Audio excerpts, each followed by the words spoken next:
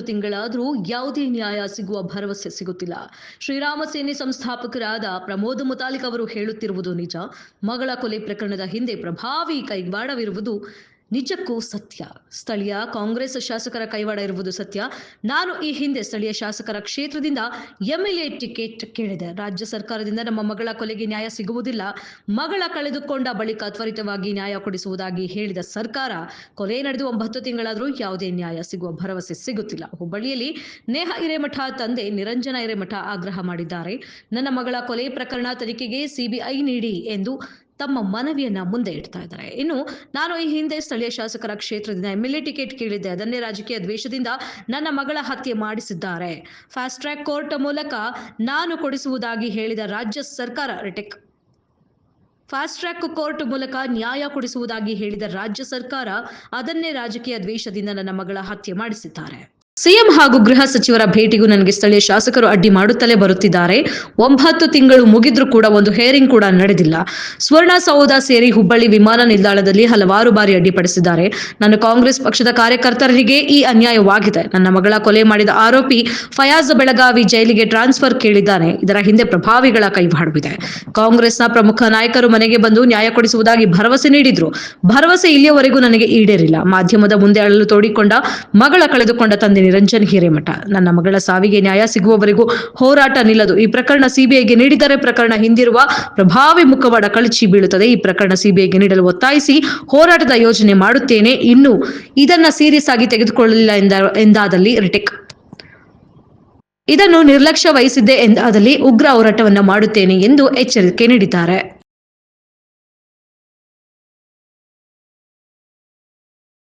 ಬಹಳ ಹಗುರವಾಗಿ ತಗೊಂಡ್ರು. ನಾವು ಭರೋಸೆ ಮಾಡಿದ್ವಿ ಇಲ್ಲಿ ತನಕ ಅವ್ರು ಏನಾದರೂ ಮಾಡ್ತಾರ ಅಂತೇಳಿ. ಬಟ್ ಯಾವುದೋ ಆಗ್ಲಾರ್ದಕ್ಕೆ ನಾನು ಕೂಡ ಮುತಾಲಿಕ್ ಜಿ ಅವರು ಏನು ಹೇಳಿದ್ದಾರೆ ಅದಕ್ಕೆ ಧ್ವನಿ ಕೊಡಿಸ್ತೀನಿ. ನಾನು ಕೂಡ ಸಿಬಿಐಗೆ ಡಿಮಾಂಡ್ ಅನ್ನು ಮಾಡ್ತೀನಿ. ಅದರ ಜೊತೆಗೆ ಅನೇಕ ಮುಖಂಡರದ್ದು ಕೈವಾಡಿದೆ, ಅನೇಕ ಪ್ರಭಾವಿ ಶಾಸಕರ ಕೈವಾಡಿದೆ ಅಂತ ಕೂಡ ಅವ್ರು ಹೇಳಿದ್ದಾರೆ. ಮತ್ತು ಅವ್ರಿಗೆ ಆಲ್ರೆಡಿ ಸಾಕಷ್ಟು ಪುರಾವೆಗಳು ಕೂಡ ಅವರಿಗೆ ದೊರಕಿದಾವೆ. ಅದಕ್ಕೆ ನಾವು ಸಿಬಿಐ ನ್ಯಾಯಾಲಯಕ್ಕೆ ಏನು ಕೊಡಬೇಕು ನಾನು ಆ ಟೈಮ್ನಾಗ ಎಲ್ಲ ಕೊಡ್ತೇನೆ ಅನ್ನೋ ಮಾತು ಕೂಡ ಅವರು ಹೇಳಿದ್ದಾರೆ. ಅದಕ್ಕೆ ಇಂಥವೆಲ್ಲ ಕೈವಾಡ ಇರೋದ್ರಿಂದ ಈಗ ಆರೋಪಿ ನಮ್ಮ ಹುಬ್ಳಿ ಕೋರ್ಟ್ ಬಿಟ್ಟು ಈಗ ಬೆಳಗಾವಿ ಕೋರ್ಟಿಗೆ ಟ್ರಾನ್ಸ್ಫರ್ ಕೇಳಿದ್ದಾರೆ. ಅಂದ್ರೆ ಈ ಪ್ರಭಾವಿ ವ್ಯಕ್ತಿಗಳು ಇರಲಾರ್ದೆ ಅಂತೂ ಯಾರೂ ಮಾಡೋಕ್ಕಾಗಲ್ಲ. ಅದಕ್ಕೆ ಇದರಿಂದ ಬಹಳ ದೊಡ್ಡದಾದ ಒಂದು ಜಾಲ ಇದೆ. ಇದು ದೊಡ್ಡದಾದ ಒಂದು ಶಕ್ತಿ ಕೆಲಸ ಮಾಡ್ತಾ ಇದೆ. ಅವ್ರು ಹೇಳೋದು ಸತ್ಯ ಇದೆ. ಅದಕ್ಕೆ ಇವೆಲ್ಲ ಇರೋದ್ರಿಂದ ರಾಜ್ಯ ಸರ್ಕಾರ ಗಂಭೀರವಾಗಿ ವಿಚಾರ ಮಾಡಿ ಅವ್ರನ್ನ ಆ ಕೇಸನ್ನ ಸ್ಟಡಿ ಮಾಡಬೇಕಾಯ್ತು, ಮಾಡಿಲ್ಲ. ಇನ್ನಾದರೂ ಕೂಡ ನಾನು ಕೂಡ ಅವ್ರೇನು ಧ್ವನಿ ಕೊಡಿಸ್ಯಾರೆ ಅವ್ರಿಗೆ ನಾನು ಧ್ವನಿಯಾಗಿ ನಿಲ್ತೇನೆ. ಮುತಾಲಿಕ್ ಜಿ ಅವರಿಗೆ ಮತ್ತು ಭಾರತೀಯ ಜನತಾ ಪಾರ್ಟಿ ಆಗಲಿ, ಎಬಿಪಿ ಆಗಲಿ, RSS ಆಗಲಿ, ಬಜರಂಗಗಳಾಗಲಿ ಮತ್ತು ವಿದ್ಯಾರ್ಥಿ ಪರಿಷತ್ ಆಗಲಿ, ಅನೇಕ ಸಂಘಟನೆಗಳು ಮತ್ತು ಎಲ್ಲಾ ಸಮಾಜದ ಮುಖಂಡರು, ಮಠಾಧೀಶರು ಎಲ್ಲರೂ ಕೂಡ ಡಿಮಾಂಡ್ ಮಾಡಿದ್ರು ಅವಾಗೆ ರಾಜ್ಯ ಸರ್ಕಾರಕ್ಕೆ ಸಿಬಿಐ ಕೊಡಿ ಅಂತ. ಅವಾಗ ಅವರು CID ಕೊಟ್ಟು ವರದಿಯನ್ನು ಸಲ್ಲಿಸಿದ್ರು. ಆ CID ವರದಿ ಕೂಡ ಅದರಲ್ಲಿ ಕೂಡ ಕೈ ಆಡಿಸ್ಯಾರ ಅನ್ನೋ ಸಂಶಯ ಕೂಡ ಎಲ್ಲರಿಗೂ ಗೊತ್ತಾಗಿದೆ. ಅದಕ್ಕಿಂತ ರಾಜ್ಯ ಸರ್ಕಾರಕ್ಕೆ ಮತ್ತೊಮ್ಮೆ ವಿನಂತಿ ಮಾಡ್ತೀನಿ. ಈ ಒಂದು ಪ್ರಕರಣ ಬಹಳ ಹಗುರವಾಗಿ ತಗೊಂಡಿದ್ರಿಂದ ನಾನು ಕೂಡ ತಂದೆಯಾಗಿ ನಾನು ಡಿಮಾಂಡ್ ಮಾಡ್ತೀನಿ. ನಿಮ್ಗೆ ಆಗಂಗಿಲ್ಲ ಅಂದ್ರೆ ದಯಮಾಡಿ ಅದನ್ನ ನೀವು ಸಿಬಿಐಗೆ ಕೊಡಾಕ ನಮ್ದೇನು ಅಭ್ಯಂತರ ಇಲ್ಲ ಅಂತ ನಾ ಹೇಳಕ್ ಇಚ್ಛಪಡ್ತೀನಿ. ಈಗ ಆಡಳಿತ ಪಕ್ಷದಲ್ಲಿ ಇದ್ದವರೇ ಇದನ್ನ ಮಾಡೋದು, ಬೇರೆ ಯಾರು ಅಲ್ಲ. ಕಾಂಗ್ರೆಸ್ ಪಕ್ಷದ ಶಾಸಕನೇ ಮಾಡ್ಯದ್ನ ಅಂತೇಳಿ ಎಲ್ಲಾ ಕಡೆನೂ ಬಹಿರಂಗವಾಗಿ ಹೇಳಿದ್ದೀವಿ. ಬಹಿರಂಗವಾಗಿ ಈಗೂ ಕೂಡ ಚರ್ಚೆಯಲ್ಲಿದೆ. ಹಿಂಗಾಗಿ ಅದು ಕಂಪ್ಲೀಟ್ಲಿ ಅದು ಕೈವಾಡ ಇರೋದ್ರಿಂದನೇ ಇಷ್ಟು ಡಿಲೇ ಆಗ್ತಾ ಇದೆ. ಮತ್ತು ಅವ್ರಿಗೂ ಕೂಡ ರಕ್ಷಣೆ ಮಾಡ್ತಾ ಇದ್ದಾರೆ. ಯಾವ ಸಮಾಜದ ಈಗ ಆರೋಪಿ ಇದ್ದಾನೆ, ಆರೋಪಿ ಸಮಾಜದವರೇ ಮುಂದೆ ಕುಂತ ಹೇಳ್ಯಾರ ಅವ್ನ ಗಲ್ಲಿಗೆ ಏರಿಸದಂತೆ. ಅವ್ನು ಮಾಡಿದ್ದು ಹೀನಾಯ ಇದು ಇದೆ. ಅದಕ್ಕೆ ನಾವು ಅದಕ್ಕೆ ಒಪ್ಪಂಗಿಲ್ಲ. ನಮ್ಮ ಸಮಾಜ ಅಂಜುಮನ್ ಸಂಸ್ಥೆದವರೇ ಬಂದು ಸ್ಟ್ರೈಕ್ ಮಾಡಿ ಹುಬ್ಳಿ ಧಾರವಾಡ ಬಂದ್ ಕರೆ ಕರೆದು ಅವರೇ ಮುಂದೆ ನಿಂತ ಅವ್ನು ಗಲ್ಲಿಗೇರಿಸ ಅಂತ ಹೇಳಿದ್ದಾರೆ. ಆದ್ರೂ ಕೂಡ ಅವ್ನ ರಕ್ಷಣೆ ಮಾಡತ್ತಾರಲ್ಲ ಅವರು. ಅದು ಕೈವಾಡ. ಯಾಕಂದ್ರೆ ಮಾತು ಕೊಟ್ಟಿರ್ತಾರಲ್ಲ ಉಳಿಸ್ಕೊಂಡು ಬರ್ತೀವಿ ಅಂತ, ಅವನು ಉಳಿಸಾಕ್ ಹೊಂಟಾರೆ. ಇವರು ಡೈಲಿ ಬಿರಿಯಾನಿ ತಿನ್ನಿಸ್ಕೊಂತ ಕೂತಾರೆ. ಇವತ್ತು ಪ್ರಕರಣದಲ್ಲಿ ಇಂಥ ಕೇಸ್ ಆಗಿದಾವೆ. ಅದ್ರ ಜೊತೆಗೆ ನಿನ್ನೆ ಹೋದ ವಾರದಾಗ ಸಿಂಧನೂರಲ್ಲಿ ಕೂಡ ವಿದ್ಯಾರ್ಥಿ ಕೊಲೆ ಆಯ್ತು. ಸೇಮ್ ಪ್ರಕರಣನೇ. ಅಂದ್ರೆ ಎಲ್ಲರೂ ಕೂಡ ಪ್ರಭಾವಿಗಳ ಯಾವಾಗ ಕೈ ಆಡಿಸ್ತಾರೆ ಇಂಥವು ಕೃತ್ಯಗಳನ್ನ ಜಾಸ್ತಿ ಹಾಕೊಂತ ಹೋಗ್ತಾರೆ. ಆಡಳಿತಾರೂಢ ಪಕ್ಷ ಕಾನೂನು ಸುವ್ಯವಸ್ಥೆ ಕಾಪಾಡುವಲ್ಲಿ ಹದಗೆಟ್ಟಿದೆ ಅಂತ ಅನಿಸುತ್ತೆ. ಕಾನೂನು ಈ ಗೃಹ ಸಚಿವರೇ ಇದಕ್ಕೆ ಹೊಣೆಗಾರ, ಮತ್ತಾರಿಲ್ಲ. ಗೃಹ ಸಚಿವರೇ ಅದಕ್ಕೆ ಸೀರಿಯಸ್ ಆಗಿ ತಗೋತಾ ಇಲ್ಲ. ಗೃಹ ಸಚಿವರೇ ಅದಕ್ಕೆಲ್ಲ ಮುಂಚೂಣಿ ಹೊಣೆಗಾರ, ಮತ್ತಾರೂ ಅಲ್ಲ. ಅವ್ರಿಗೆ ಗೊತ್ತಿದೆ ಯಾರು ಏನು ಎಂತ ಅಂತೇಳಿ. ಆದರೂ ಕೂಡ ಅವ್ರನ್ನ ಸೇಫ್ ಗಾರ್ಡ್ ಮಾಡತ್ತಾರ. ಕಾಂಗ್ರೆಸ್ ಪಾರ್ಟಿಗೆ ಮರ್ಯಾದೆ ಪ್ರಶ್ನೆ ಇದೆ. ಕಾಂಗ್ರೆಸ್ ಪಾರ್ಟಿ ಕಳಂಕ ತರುವಂತಹ ವ್ಯಕ್ತಿಗಳು ಕಾಂಗ್ರೆಸ್ ಪಾರ್ಟಿನಲ್ಲಿ ಶಾಸಕರಾಗಿದ್ದಾರೆ. ಅವರಿಂದ ಆಗೋದು ಒಂದು ಪ್ರಕರಣ ಇದು. ಅದಕ್ಕೆ ರಾಜ್ಯ ಸರ್ಕಾರ ವಿಚಾರ ಮಾಡಬೇಕು, ಕಾಂಗ್ರೆಸ್ ಪಾರ್ಟಿ ಅಧ್ಯಕ್ಷರು ವಿಚಾರ ಮಾಡಬೇಕು. ಎಐಸಿಸಿ ಅಧ್ಯಕ್ಷರು ದಿಲ್ಲಿಯಿಂದ ಬಂದು ನಮ್ಮ ಪ್ರೆಸ್ ಮೀಟ್ ನಲ್ಲಿ ಹೇಳ್ತಾರಂದ್ರೆ ಲೆಕ್ಕ ಹಾಕಿ. 120 ಅಂದ್ರೆ ವ್ಯವಸ್ಥೆ ಹದಗೆಟ್ಟಿದೆ. ಅಲ್ಲಿ ಇರುವಂತ ಪ್ರಭಾವಿಗಳು ಕೈ ಆಡಿಸ್ತಾ ಇದ್ದಾರೆ. ಅವರು ಮಾಡುವಂತ ಕೃತಿಗೆ ಯಾರನ್ನಾರ ಕಡೆಯಿಂದ ಮಾಡಿಸೋದು ಮಟ್ಟೋದು ಇಂಥವೆಲ್ಲ ಮಾಡೋದ್ರಿಂದ ಪಕ್ಷಕ್ಕೆ ಡ್ಯಾಮೇಜ್ ಆಗ್ತಾ ಇದೆ. ನಾನು ಒಬ್ಬ ಕಾಂಗ್ರೆಸ್ ಕಾರ್ಯಕರ್ತನಾಗಿ ಕಾರ್ಪೊರೇಟರ್ ಆಗಿ ನನ್ನ ಮನೆಗೆ ಈ ಅನ್ಯಾಯ ಆಗಿದೆ. ಇನ್ನು ಬೇರೆದವ್ರು ಯಾವ ಕಾರ್ಯಕರ್ತರು ಹೊಸದಾಗಿ ಜಾಯ್ನ್ ಆಗ್ತಾರೆ, ಇದ್ದವರು ರಕ್ಷಣೆ ಏನ್ ಮಾಡ್ತಾರೆ ಇವರು? ಇವತ್ತು ನನ್ನ ಮನೆಗೆ ಮಾಡ್ಯಾರ. ನಾ ಬೆಳವಣಿಗೆ ನಾನು ರಾಜಕೀಯವಾಗಿ ಬೆಳಕೊಂತಿದ್ದಕ್ಕೆ ನನ್ನ ಮನೆಗೆ ನನ್ನ ಕೊಲೆ ಮಾಡಕ್ ಪ್ರಯತ್ನ ಮಾಡಿದ್ರೆ ಆಗಿಲ್ಲ. ನನ್ನ ಮನೆಗೆ ನನ್ನ ಮಗಳು ಕೊಲೆ ಮಾಡಿಸ್ಯಾರ. ಇದು ಷಡ್ಯಂತ್ರ. ಇದು ಕಳೆದ 50 ವರ್ಷದಿಂದ ನಮ್ಮ ಮೇಲೆ, ನಮ್ಮ ಸಮಾಜದ ಮೇಲೆ ಧೋರಣೆ ಇದೆ.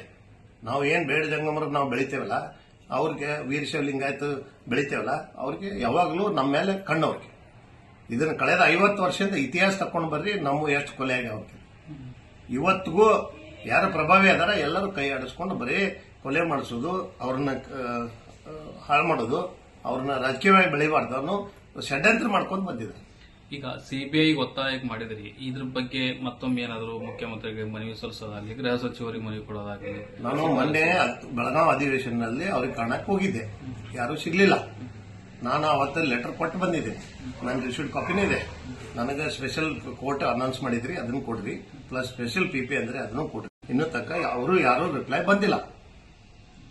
ನಾನು ಅವ್ರವ್ರ ಇಲಾಖೆದಾಗ ಹೋಗಿ ಅವ್ರ ಸೆಕ್ರೆಟರಿ ಕಡೆ ಸಿಗ್ನೇಚರ್ ತಗೊಂಡು ಬಂದಿದ್ದೆ, ಮತ್ತೆ ಅದಕ್ಕೂ ಗಮನಕ್ಕೆ ಬಂದಿಲ್ಲ.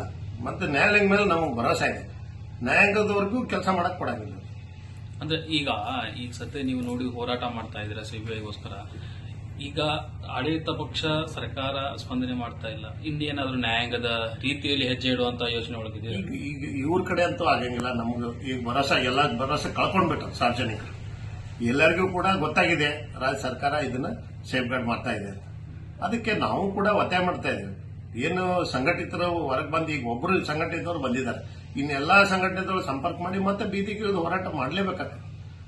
ಅದನ್ನ ನಾವು ನ್ಯಾಯಾಂಗ ತನಿಖೆದು ಆಗ್ಬೇಕು, ಇಲ್ಲಾಂದ್ರೆ ಸಿಬಿಐಗರ ಆಗ್ಬೇಕು, ಇಲ್ಲ ಎನ್ಐಎಗರ ಆಗ್ಬೇಕು. ನ್ಯಾಯ ಸಿಗ್ಬೇಕು, ಆಕಿನ ಆತ್ಮಕ್ಕೆ ಶಾಂತಿ ಸಿಗ್ಬೇಕು.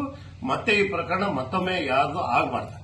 ಈಗ ನಾವು ಕಳ್ಕೊಂಡ್ರೆ ನಮ್ಮ ಮಗಳನ್ನೇನಾದ್ರು ಕೊಡಕಾಕೈತಿ ಅವ್ರಿಗೆ? ಆಗಂಗಿಲ್ಲ. ಇವಾಗ ಎಲ್ಲ ಪಕ್ಷದವರಾದ್ರೂ ಕೂಡ ರಾಜಕೀಯವಾಗಿ ಬಳಸ್ಕೊಂಡ್ರ ಅಂತ ನಿಮ್ಮ ಮಗಳ ಹತ್ಯೆಯನ್ನು? ಆ ರೀತಿ ರಾಜಕೀಯವಾಗಿ ಯಾರು ಬಳಸ್ಕೊಳ್ಳಿಲ್ಲ. ಬಟ್ ಇವರು ಅಧಿಕಾರದಾಗಿದ್ದವರು ಬಳಸ್ಕೊಂಡ್ರು. ಅಧಿಕಾರದಾಗಿದ್ದವರೇ ನಮ್ಮನ್ನ ರಾಜಕೀಯವಾಗಿ ಭರೋಸೆ ಕೊಟ್ಟು ಖುಷಿ ಆಯ್ತಿತ್ತು. ಭರವಸೆ ಕೂಡ ಕೊಟ್ಟರು ನಿಮಗೆ? ನಮ್ಮ ರಾಜ್ಯ ಸರ್ಕಾರ ಅವ್ರ ಮೇಲೆ ಭರೋಸೆ ಆಯ್ತು, ನಮ್ಮ ಪಾರ್ಟಿಯವರು ಅಂತೇಳಿ ನಾವು ವಿನಂತಿ ಮಾಡಿದೀವಿ. ಅವ್ರು ಆದ್ರೂ ಕೂಡ ಬಂದು ನಂಗೆ ಶಾಂತಾನ್ ಹೇಳಿ ಧೈರ್ಯ ತುಂಬಿ ಹೋದ್ರು. ಬಟ್ ಕಳೆದ 9 ತಿಂಗಳಿಂದ ಇವತ್ತಿನವರೆಗೂ ಯಾರಿಲ್ಲ. ನಾನು ಸಿಎಂ ಅವ್ರಿಗೆ ಭೇಟಿ ಆಗಕ್ಕೆ ಹೋದ್ರೆ ಅಲ್ಲಿ ಕೂಡ ನನಗೆ ಭೇಟಿ ಆಗ್ಲಾರ್ದಂಗೆ ನೋಡ್ಕೋತಾರೆ ಇವರು ಏರ್ಪೋರ್ಟ್ನಲ್ಲಿ, ಹುಬ್ಳಿ ಏರ್ಪೋರ್ಟ್ನಾಗ. ಅಂದ್ರೆ ಏನ್ ಸರ್ ಅಂದ್ರೆ ನಮ್ಮ ಮೇಲೆ ಷಡ್ಯಂತ್ರ ಅಂತ ಮುಚ್ಚಾಕುದು ಪ್ರಕರಣ. ಯಾವ ಕ್ಷೇತ್ರ ಶಾಸಕರು ಅಂತ ಅಲ್ಲ, ಎಲ್ಲರಿಗೂ ಗೊತ್ತಿದೆ. ಅವ್ರ ರಾಜ್ಯ ಸರ್ಕಾರ ಗೊತ್ತಿದ್ದಲ್ಲ, ಇನ್ವೆಸ್ಟಿಗೇಷನ್ ಮಾಡಿ ಡೈಲಿ ಒಂದೊಂದು ತಾಸಿಗೆ ಒಂದೊಂದು ಅಪ್ಡೇಟ್ ಹಾಕೋ ಇಂಟೆಲಿಜೆನ್ಸಿ ರಿಪೋರ್ಟ್ ಇರ್ತೈತಿ. ಯಾರು ಏನ್ ಮಾಡತ್ತಾರ ಅಂತ ಗೊತ್ತಿಲ್ಲ. ಅಂದ್ರೆ ನೇರವಾಗಿ ನಿಮ್ ಶಾಸಕರ ಮಾಡಿರುವಂತದ್ದು. ಈಗ ನಮಗೆ ಇಲ್ಲಿ ಈಗ ಬೇರೆದವ್ರು ಯಾರು ಮಾಡ್ತಾರ್ರಿ? ಏನ್ ಅವಶ್ಯಕತೆ ಐತಿ?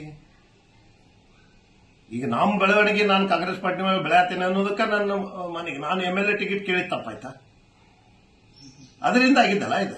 ಇರ್ಸು ಮುರ್ಸು ಪ್ರಸಾದ ಭವನವ್ರದ್ದು ನಿಮ್ದು ಎಷ್ಟು ವರ್ಷಗಳಾಯ್ತು ಸರ್ ಈ ರೀತಿ ಆಗ್ತದೆ? ಈಗ ನಾನು ಅದ್ರ ಬಗ್ಗೆ ನಾನು ಮಾತಾಡಕ್ ಇಚ್ಛಲ್ಲ. ಅದು ಏನೈತಿ ತನಿಖೆ ಹತ್ತಿದೆ ಅಲ್ಲೈತಿ, ಅದು ಹೋಗ್ಲಿ, ಅದು ಬರ್ಲಿ, ಎಲ್ಲರಿಗೂ ಗೊತ್ತಿದೆ. ಅದು ಒಂದೇ ನಾನು ವಾರ್ಡ್ನಾಗ 2 ಕಾಂಗ್ರೆಸ್ ಆಫೀಸು, ನಂದು ಕಾರ್ಪೊರೇಟರ್ ಆಫೀಸ್, ನಾನು ಜನಪ್ರತಿನಿಧಿನ, ಅಲ್ಲೇ ಇನ್ನೊಂದು ಕಾಂಗ್ರೆಸ್ ಆಫೀಸ್ ಮಾಡಿಸ್ತಾರಂದ್ರೆ ಲೆಕ್ಕ ಹಾಕಿ ಯಾರು ಕೈವಾಡ? ಸ್ಥಳೀಯ ಕಾಂಗ್ರೆಸ್ ನಾಯಕರ ಅವ್ರು ಬಿಟ್ರೆ ಬೇರೆ ಯಾರು ಇಲ್ಲ ಸರ್. ಯಾರು ವಿದೇಶದಿಂದ ಬಂದ್ ಮಾಡಿರ್ಲಿಲ್ಲ, ಎಲ್ಲ ದಿಲ್ಲಿಯಿಂದ ಶಾಸಕ ಬಂದ್ ಮಾಡಿಲ್ಲ. ಲೋಕಲ್ನವರೇ ಇರ್ತಾರೆ, ಲೋಕಲ್ನವ್ರನ್ನ ನಮ್ಮ ಹತ್ತಕ್ಕೆ ಆಗ್ತಾರೆ. ಪ್ರಚೋದನೆ ಕೊಟ್ಟಿದ್ರಂದ್ರೆ ಎಲ್ಲ 100ಕ್ಕೆ 100 ಹೇಳ್ತೀನಿ. ತನಿಖೆ ಆಗ್ಲೇ ಬರ್ಲಿಲ್ಲ ಅಂದ್ರೆ ಹೇಳಿ. ಅದೇ ತಮ್ಮ ಪಕ್ಷದವರು ಅನ್ಯಾಯಕ್ಕೊಳಗಾದವರು ಬೆನ್ನಿಗೆ ನಿಂತಂಗಿಲ್ಲ ಅಂತ ಅನ್ನೋದು ಕನ್ಫರ್ಮ್ ಆಯ್ತು ಸರ್. ಅವರು ಪ್ರಭಾವಿ ಅದಾರ, ಅವರು ಅಧಿಕಾರದಾಗ ಅದಾರ, ಅದಕ್ಕೆ ಅವ್ರದ್ದು ನಡೀತೈತಿ. ನಮ್ಮಲ್ಲಿ ಯಾರದಾರ? ಅಲ್ಲ, ನಿಮ್ದ ಪಕ್ಷ ಮೀಡಿಯಾ ಬಿಟ್ರೆ ಜನಪ್ರತಿನಿಧಿ. ನಾನು ಜನ ಪಾಪ ಹೋರಾಟ ಮಾಡಿದ್ರು, ಬೀದಿಗೆ ಬಿದ್ರು, ಎಲ್ಲರೂ ಹೋರಾಟ ಮಾಡಿದ್ರು, ಮಠಾಧೀಶರು ಬೀದಿಗೆ ಬಿದ್ದು ಹೋರಾಟ ಮಾಡಿದ್ರು.